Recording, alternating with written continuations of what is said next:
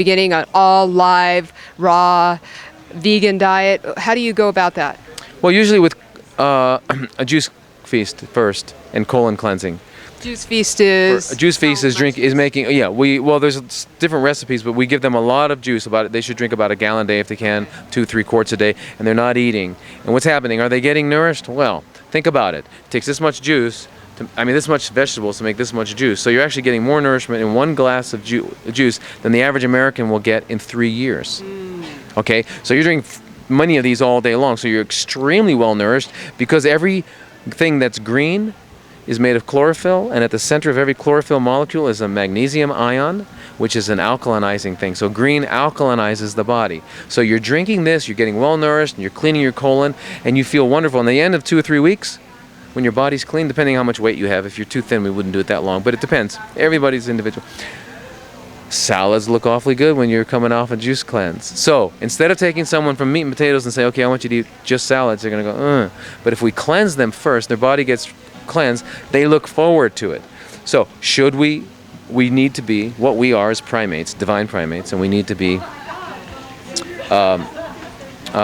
eating uncooked, live, vegan food, plants.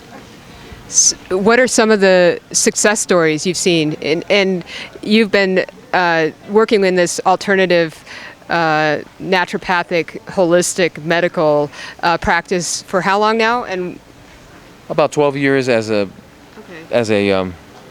integrative holistic practitioner, but before that I was a regular conventional MD. Yes. So my question is, what kind of success stories have you witnessed over all these years? Well, recent example, a man with stage 4 lung cancer.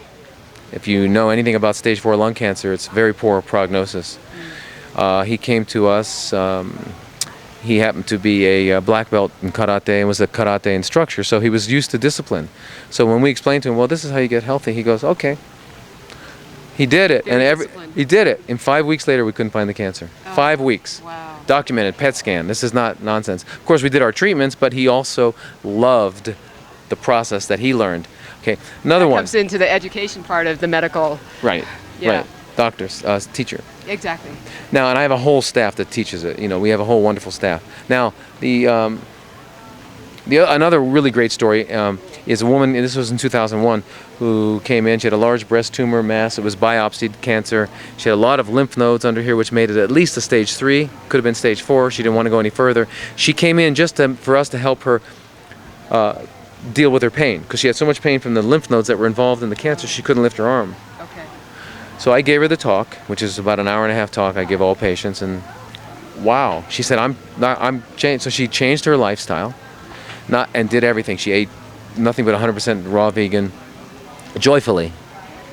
Got her colon clean, did Tai Chi, did yoga, did meditation. Excuse me. That was in June of 2001. Every month she'd come in. She didn't even want IV vitamin C. Every month she'd come in and I would measure her breasts. They would smaller and smaller and smaller. And she was getting more and more joyful. In January, she had a fatal automobile accident.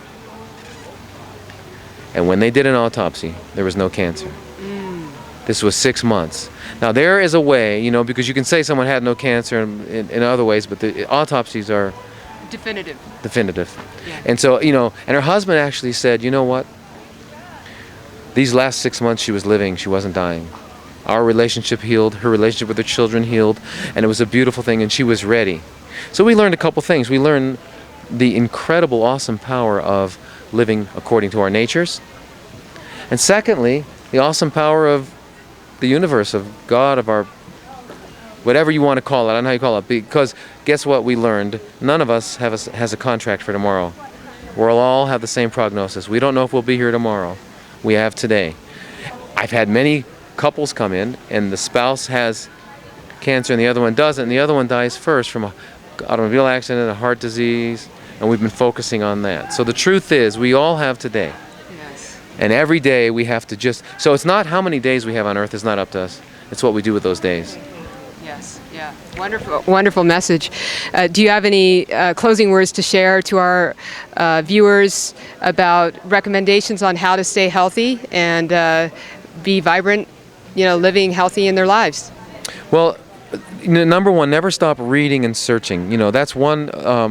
If you ever go to a high school reunion and you see friends, you can tell who read and who didn't 30 years later, 40 years later, because they haven't changed. So reading is what allows us to continue to change. But keep searching it out. But basically, the fundamental thing that I encourage everyone to do is to reconnect with nature. We are primates. We need lots of vegetation and fruit and nuts and seeds. We need oils, we need salts, we need all these things. All vegetarian animals like horses need salt licks. Elephants in the jungle, they go to salt licks. So we need these things. We need oils from nuts. Go back to eating it. And if it has a package, if it comes in a package, it was prepared. And if it was prepared, that means it was altered. And if it was altered, it's not going to be as good. So number one, if I can pick it and eat it, it's the best. Number two, if I stored it for a few days. Okay, so the less you do to the food, the better it is for you. And remember, they can make potato clocks. You can take a potato and put in this, it's got two prongs in it, and the clock will work because the potato has an electromagnetic current in it still. Really? If you bake that potato, the clock won't work because it's dead. Okay, so you don't put your finger in fire, you don't put your children in fire, you don't put your money in fire, you don't put anything you value into fire because fire is destructive. So please don't put the things that was designed by nature for our nourishment into fire. Okay. Wonderful. So. Thank you. Very important message.